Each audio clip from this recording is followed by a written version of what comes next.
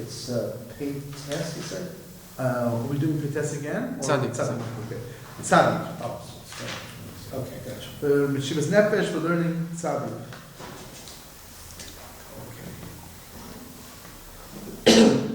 Okay, this is a very important thing. Very important idea that he's teaching us.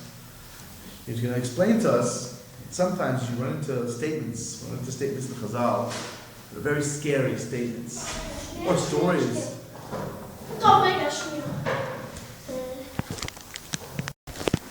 So very often one can run into things that seem to be a direct contradiction to what we're learning so many different ways in this beautiful Sefer, Meshivas Nefesh.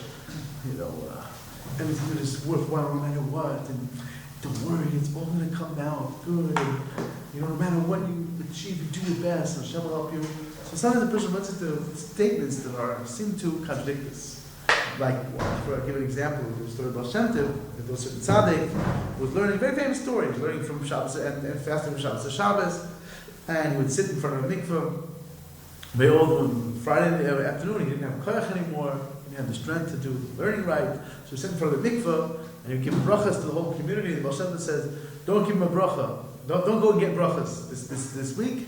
Then he'd go and the man passed away. So, okay, first of all, obviously, I don't know if the story is true. Number two, if it's true, the Baal Shem Tov knew that was his ticket to help him assign the guy. It wasn't that Baal Shem Tov wanted to murder some poor innocent older guy, and so they, listen, this is what you need to do, that's what you need to do. That's not right. So, but anyway, we see this in Bechina. He said the whole Torah was empty because it was all to get a bracha, all the fasting, all the stuff we was doing was to get a bracha, all Shalom Lishma. And there's even stronger stories. Yeah. Because he was only to get the bracha. Yeah, that's the idea. She said, "What do you mean? I thought this guy's learning, he's working, he's trying, and then it's like, that's it." And it's not only at times of despair where things are difficult. It's not only one particular person learned or didn't learn. A person learns in the Sefer Mussar also. We learn a little bit about how to learn in the Sefer Mussar. But you see things that are very, very powerful, very, very powerful, and very scary. The person who's he gets angry, it's like he worships idolatry. So the person can be very, one person has Chaim Zornfeld. He said, do you have to die not to get angry? Like, what's the, it's Yahweh. I mean, the Buddha Zara is Yahweh, maybe, who knows? It says embarrassing someone is like, with murder, maybe Taka, he has to, it's just nefesh, not simple. Murder has to play by Tamar, by different places. Maybe he has to do this, his nefesh. She said, maybe he has to, by embarrassing someone. By Tamar, instead of exposing Yehuda, she let it out. She sent the Simon. And the Rabin. They took it. Rabin, but nevertheless, it was embarrassing. It's not simple. Yeah. So, Rabin is not so many, like 3 people. So it's not hard, unfortunately, to work out. Pashtas, I think so. If I remember right, there's even 3 people, you have a problem. Minyan, for sure you have a problem. What's the problem? Maybe it's a minyan only. Whatever the shot is, it's not that hard. You have to mamish, whatever. Oh, good. I thought I didn't know. 2 people. I'll do it. I'll set them up. So the question, what about anger? So this concept of anger is not the same. It says if he were to resolve, but it's not literally.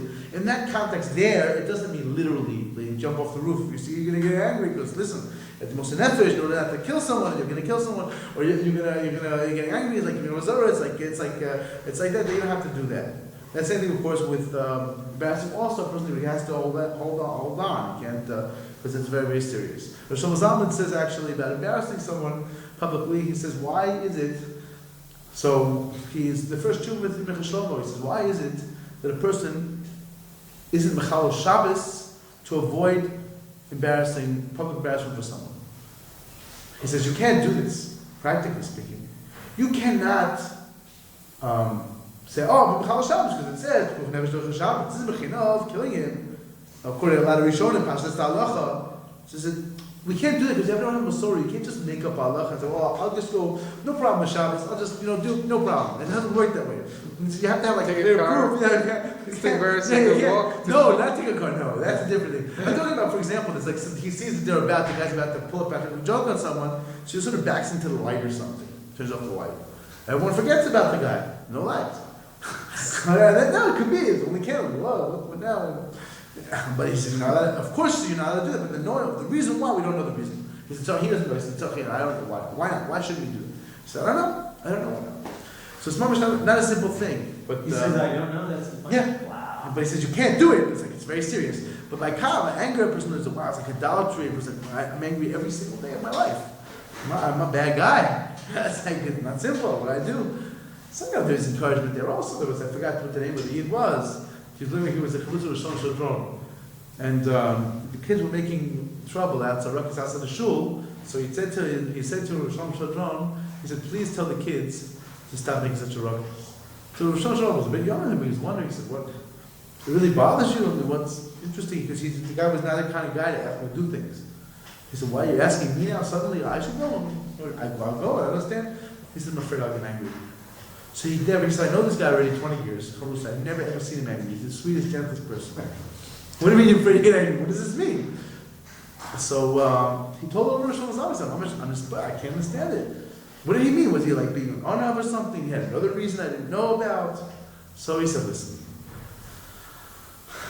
The Indian is, when he was younger, he had a bad temper. Worked on it, worked on it, till now no one knows for years and years that that's his trouble. But, he said, I'm amazed that after 20 years of more plus of being everything on level it is, he's still afraid. I can't deal with these kids, forget, I'm afraid, who knows? He's like 20, 30 years, like, relax, nope, I'm afraid, I know who I really am, I know I have this challenge, and it doesn't just go away, just because it's okay. That's not how it works. So there are things, the person, hey, he feels like, wow, this is, you could work and change something, but the person, he sees the very powerful language of Chazal, of the Gemara in different places, and says, wow, it's not a simple thing, but what's going to be? Lashon Hara, oh my goodness, what's going to be with me? All his mitzvahs says he transferred, or he yells at someone, gives it to them, embarrasses them, humiliates them. He transfers his chusim at a certain level. Really, it means pashtus. It doesn't mean everything, but it sounds like everything. No, thank you. Yeah, really. The Chosam Abbas brings the chos. They talked about him. I think they spoke about him. He talks about it over there. Lashon Hara. So he sent the guy a fruit basket. Said, you sent me your chusim. I'm giving you also something back. A present, another present too. He didn't like he was totally not. It's not so pashtus. If you learn that read, you work it out. It comes out, if you plug in all the inyanim, or enough of the inyanim, at least a little bit, you start to see that does not mean every single drop of the schus goes to goodbye. So, but when you learn it on a simple level, it's not so simple. The things are very, very scary.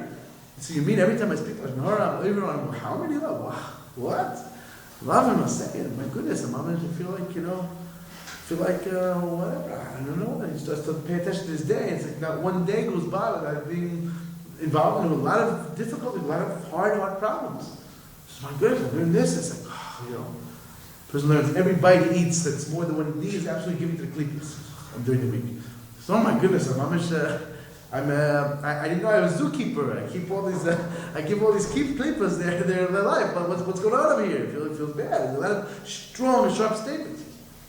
So we sort of lesson said they mean it only for the good. You should understand how important every good thing is. Yes, very, very true. But the person can be very discouraged. There are certain statements that are very strong. So Messah is going to explain one of these statements, and that's going to deal with the rest of them too, his mahalach.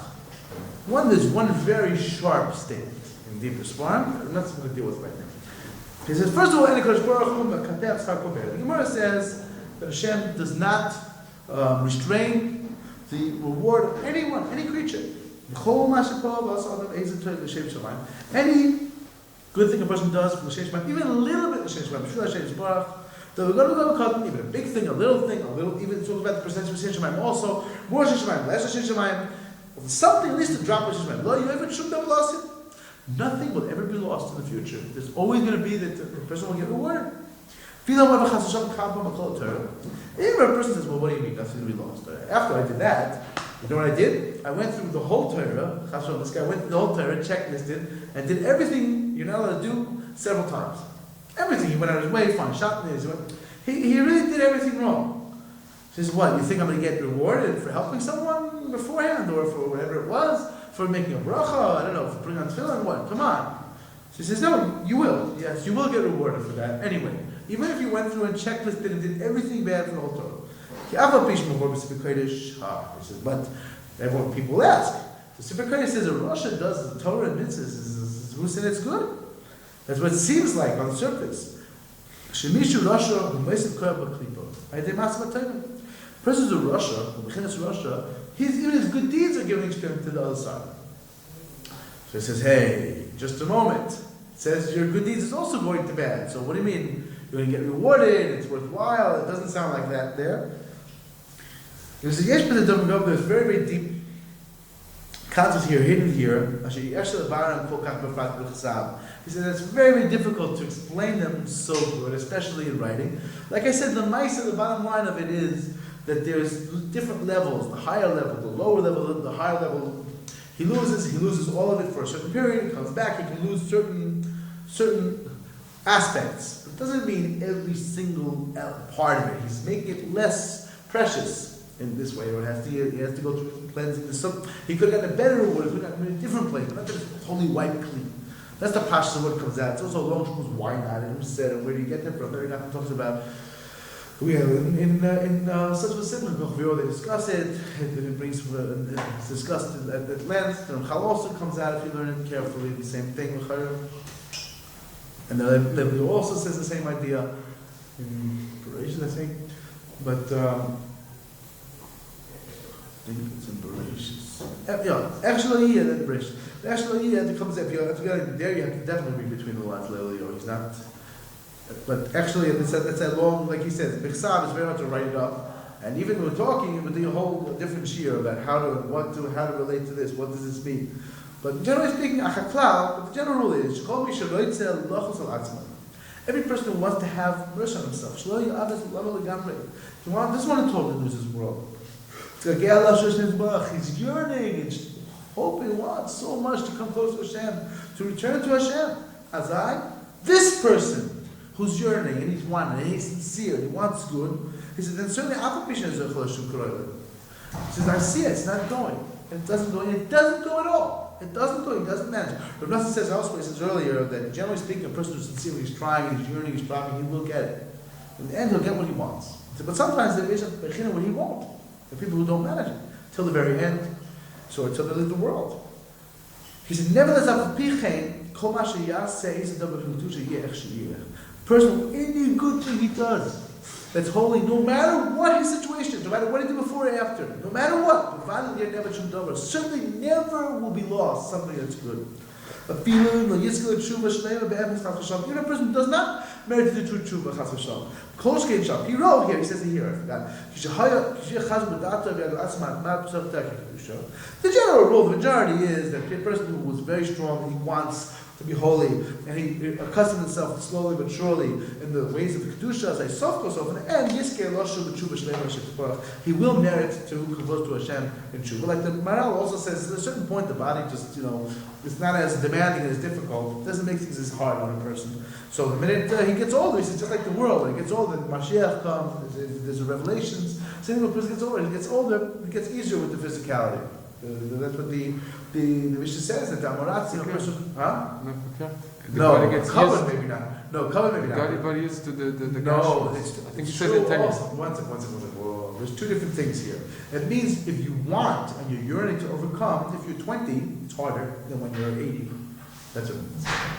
Especially because he's used to it, but he's like, the that's also the terrible person who fell to a terrible place, and he couldn't, he's like, can't change this, I don't know what to do about it. Never, maybe in the 70s in such a place. So, but it can happen to a person before, but generally that means a person is near the end, he really gets more das, more understanding. It's a different, he's not as physical as a 20-year-old, it's a different situation. Is it that he's facing death? That's also part of it. Part of it is facing death. So part of it is physically he's run down. He's used to it, it's harder to change in a certain way, yes. The Rebbe also says work with younger, because the person gets used to his ways, it's very hard to change him. But if he wants to change, he could do it easier in a certain way. The person is more volatile, whereas younger, he has more energy to change. But if he's yearning, he's saying years and years, the person's yearning, he's going to find it easier for him later. Now it's easier for him already. That's generally speaking. He says, there's no years, no giving up, no matter what, as he explained many times, this concept.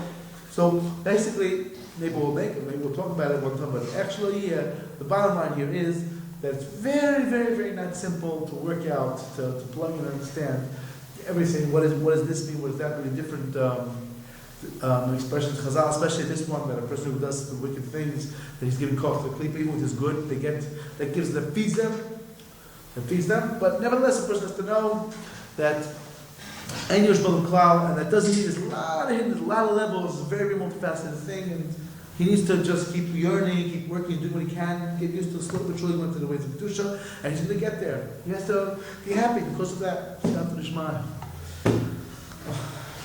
Yeah.